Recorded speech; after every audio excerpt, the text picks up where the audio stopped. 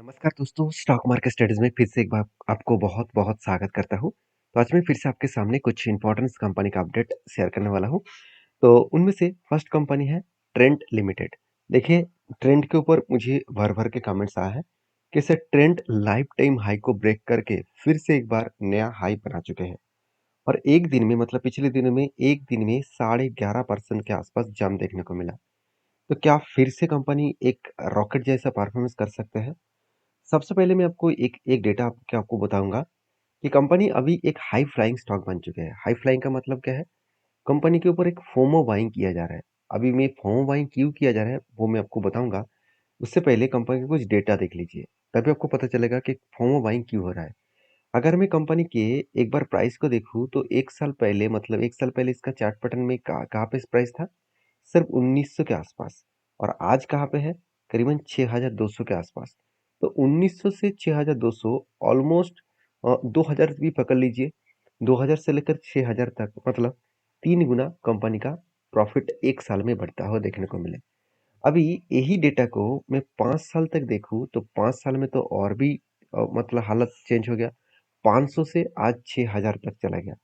मतलब सोचिए किस तरीके से कंपनी लास्ट 5 ईयर्स में ग्रोथ किया। तो आप कहेंगे सर फोमो बाइंग हो रहा है तो लोग शेयर भाग क्यों रहा है? देखिए, भागते चले जा रहे हैं सिर्फ यही कारण की वजह से कंपनी का बिजनेस बहुत स्ट्रांग है। उसके साथ-साथ कंपनी अच्छा खासा काम भी कर रहा है, कंपनी का रेवेन्यू अच्छा खासा बने, प्रॉफिट अच्छा खासा बने। तो इसलिए कंटीन्यूअसली लोग बाय किया जा रहा है। तो क्या वॉरेन बफेट जी की बात के हिसाब से इस कंपनी के ऊपर बाय करना चाहिए? तो सबसे पहले वॉरेन बफेट जी ये बात हमेशा बताता है कि उन्होंने हमेशा वही कंपनी के ऊपर बाय करते हैं जो कंपनी का वैल्यूएशन सस्ता है। तो क्या सही में इस कंपनी का वैल्यूएशन सस्ता है? देखिए, एक टाइम कंपनी का पी रेशियो चला गया था 600 के आसपास और आज पी रेशियो कहाँ पे है? 200 के आसपास। कोविड के टाइम में पी रेशियो कहाँ तक था? 145 के आसपास। कंपनी का एवरेज पी रेशियो कितना निकल का है? 178 के आसपास। मतलब कंपनी अभी जितना पी रेशियो खुद का है उसी लेवल्स में इसका एवरेज पी रेशियो है। मतलब कंपनी के खुद की जो वैल्यूएशन है वो देखा जाए तो ठीक-ठाक है। अभी कंपनी के इंडस्ट्रीज पी रेशियो के हिसाब से बात करूँ तो कंपनी के पी रेशियो 3 गुना से भी ज़्यादा है।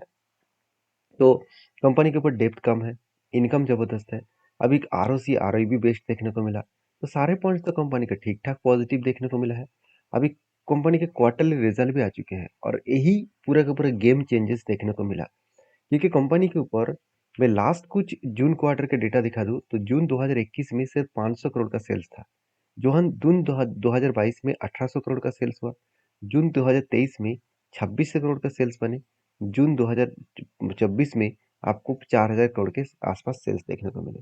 मतलब सेल्स का जो डेटा है वो बहुत स्ट्रांगली यहाँ पे ग्रोथ हुआ, बहुत स्ट्रांगली ग्रोथ हुआ। उसी तरीके से एक्सपेंस भी कंपनी बहुत स्ट्रांगली यहाँ पे मेंटेन किया। मतलब कंपनी एक्सपेंस को भी कम किया। उस बेसिस में कंपनी का नेट प्रॉफिट देख लीजिए, जो जून क्वार्टर में 2021 में 138 करोड़ का कंपनी लॉस किए थे, उसके बाद फर्स्ट टाइम 2022 में कंपनी 115 करोड़ का जून क्वार्टर में प्रॉफिट किया। अभी 2023 में 100 मतलब 167 करोड़ के आसपास प्रॉफिट किया और आज कंपनी 393 करोड़ का प्रॉफिट किया। तो यहाँ पे एक क्वेश्चन मार्क यही है कि कंपनी के ऊपर प्रॉफिट तो हुआ, तो एक्चुअली प्रॉफिट तो पिछले क्वार्टर के हिसाब से तो कम हो गया। तो क्या सही में कंपनी में दम नहीं है? क्या फोमो बाइंग के हिसाब से भाग रहा है?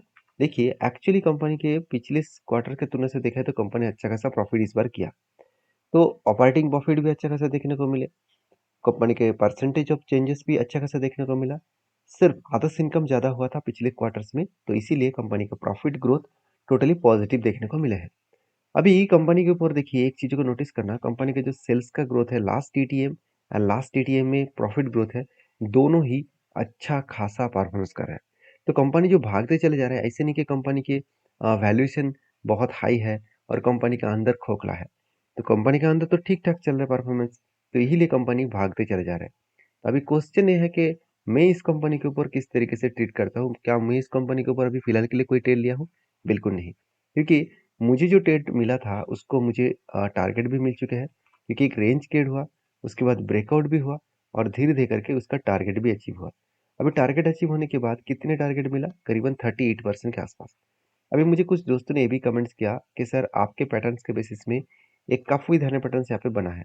मतलब यहाँ पे देखा जाए, मैं एक बार आपको यहाँ पे मार्किंग कर लूँ तो और भी क्लियर हो जाएगा। देखिए क्या बना, एक पहले क्या बना, कप बना। चलो एक यहाँ पे कप बने हैं, उसके बाद यहाँ पे क्या बने, एक हैंडल बटन क्रिएट हुआ है। मतलब कप के बाद क्या बना, हैंडल बना। तो कप बने, उसके बाद हैंडल बना, उसके बाद फाइनली क्या हुआ, ब्रेकआउट हुआ।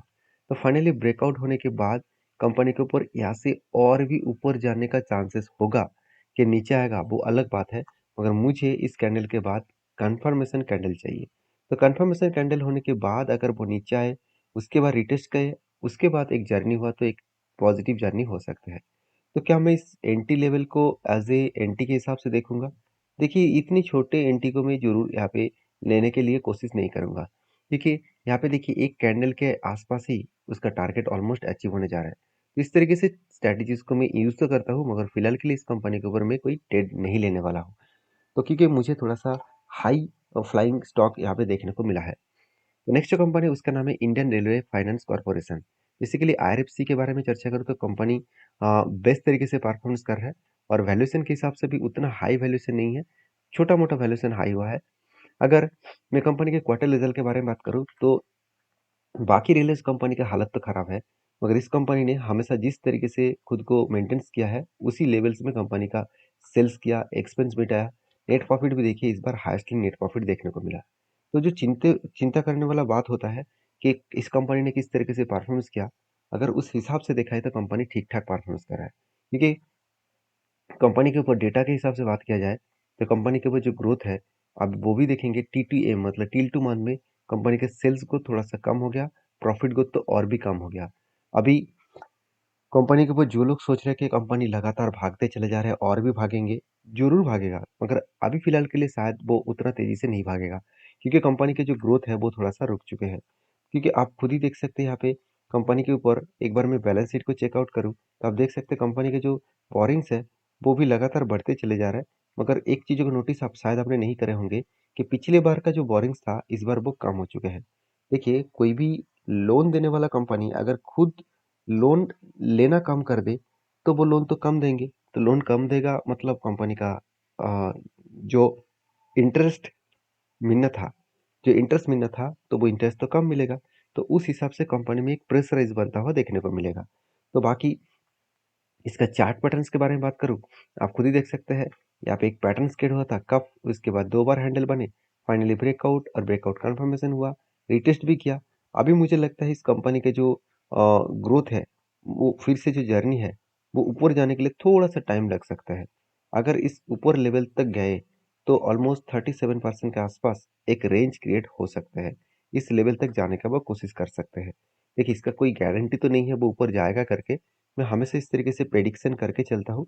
आप भी प्रेडिक्शन करके मुझे ज़रूर कमेंट्स करके बता सकते हैं कि ऊपर गए तो कहाँ तक वो जा सकते हैं। नेक्स्ट जो कंपनी उसका नाम है जेएम फाइनेंशियल लिमिटेड। तो जेएम फाइनेंशियल लिमिटेड के ऊपर जिसका मैं इंतजार कर रहा था फाइनली वो मुझे मिल चुके हैं, कंपनी के रिजल्ट। तो देखिए रिजल्ट भी इस बार भी ईयर ऑफ ईयर बेसिस में टोटली पॉजिटिव रिजल्ट आया। क्वार्टर्स को कंपनी बीट नहीं कर पाए, मगर एक्सपेंस को कई हद तक कम किया, जिसके चलते कंपनी का नेट प्रॉफिट जो है वो पिछली बार तो कंपनी का लॉसेस में गया था, इस बार प्रॉफिट हुआ। अभी लॉसेस क्यों हुआ था, क्योंकि आधा से इनकम में कंपनी का लॉस देखने को मिला था। तो ओवरऑल कंपनी कभी भी लॉस नहीं किया, अगर कहा जाए तो कंपनी कंटिन्यूसली खुद को मेंटेन करता है, और इसीलिए इन्वेस्टर भी इस कंपनी के ऊपर ट्रस्ट करते हैं। इन्वेस्टर भी कंटिन्यूसली इस कंपनी के ऊपर बाय करते हैं, चाहे प्रोमोटर हो, एफआईएस हो, डीएस हो, पब्लिक हो, हर किसी के पास आपको अच्छा खासा होल्डिंग्स एंड बाइंग्स देखने को मिल जाएगा। अभी रहने रही बात कंपनी के ग्रोथ का, अगर मैं ग्रोथ पोटेंशियल के बारे में बात करूँ तो आप खुद ही देख सकते हैं लास्ट टिल 2 मंथ में कंपनी ने सब कुछ चौंका दिया, क्योंकि 29% के आसपास यहाँ पे ग्रोथ हो रहा है, और लास्ट 12 मंथ्स में कंपनी का नेट प्रॉफिट 17% के आसपास ग्रोथ हो रहा है। मतलब टिल 2 मंथ में 29% के आसपास पॉजिटिवली ग्रोथ हुआ, और टिल 2 मंथ में 17% के आसपास पॉजिटिवली यहाँ पे ग्रोथ हुआ। तो देखा जाए तो कंपनी के ऊपर एक अच्छा खासा यहाँ पे ग्रोथ देखने को मिला है, जो पहले उतना शानदार ग्रोथ नहीं था, उल्टा नेगेटिव में था। तो इसीलिए कंपनी जो कंटिन्यूसली अपट्रेंड में जा रहा है, यही एक रीजन है, यही एक कारण है। अभी चलो वैल्यूएशन के बारे में चर्चा कर लेते हैं। वैल्यूएशन के हिसाब से बात करूँ तो कंपनी का वैल्यूएशन एकदम सस्ता है, तो इसलिए मैंने बहुत लो लेवल से इस कंपनी के ऊपर एक अपडेट मतलब एंटी लिया। मेरे एंटी लेवल कुछ इस तरीके से लेवल्स में है, अराउंड 75 टू 76 रुपीज़ के लेवल में है, क्योंकि मैंने इस लेवल में इसीलिए बाय किया क्योंकि पहले एक पैटर्न स्केट हो गया था, शोल्डर, बिग हेड, उसके बाद एक शोल्डर बने। तो शोल्डर के बाद बिग हेड, उसके बाद शोल्डर बने, फाइनली ब्रेकआउट होने के बाद ऊपर भी गया था।